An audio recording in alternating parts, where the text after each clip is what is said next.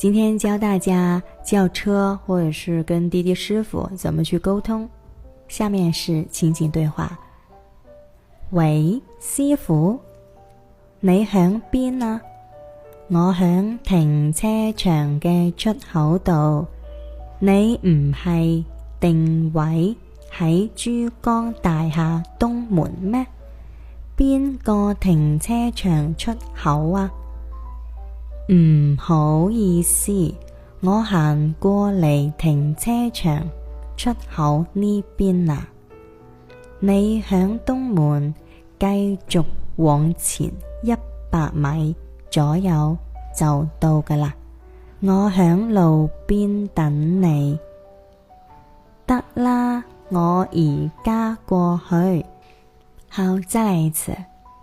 喂，師傅，你響邊啊？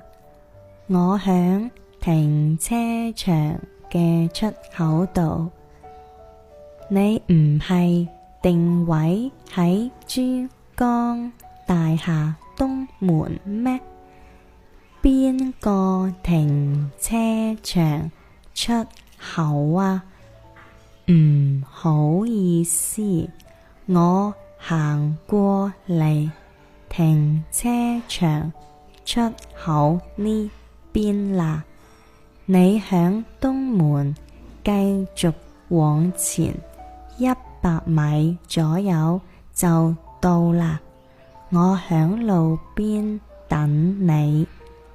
得啦，我而家過去。好，第三次。喂，師傅，你響邊啊？我響停車場嘅出口度，你唔係定位喺珠江大廈東門咩？邊個停車場出口啊？唔好意思啊，我行過嚟停車場出口呢邊啊。你響東門繼續往前100米左右呢，就到㗎喇，我響路邊等你。得啦，我而家過去。這一段情景對話是什麼意思呢？喂，師傅，你在哪兒呢？我在停車場的出口這裡。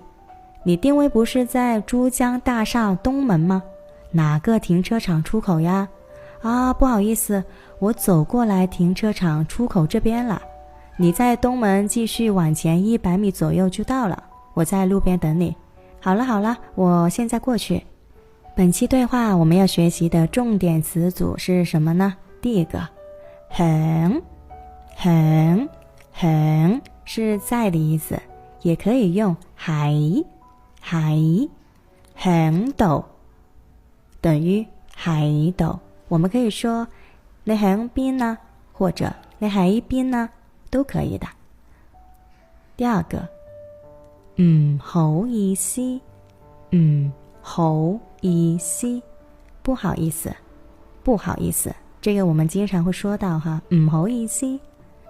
再來，呢邊，呢是這的意思，呢邊，這邊，這邊。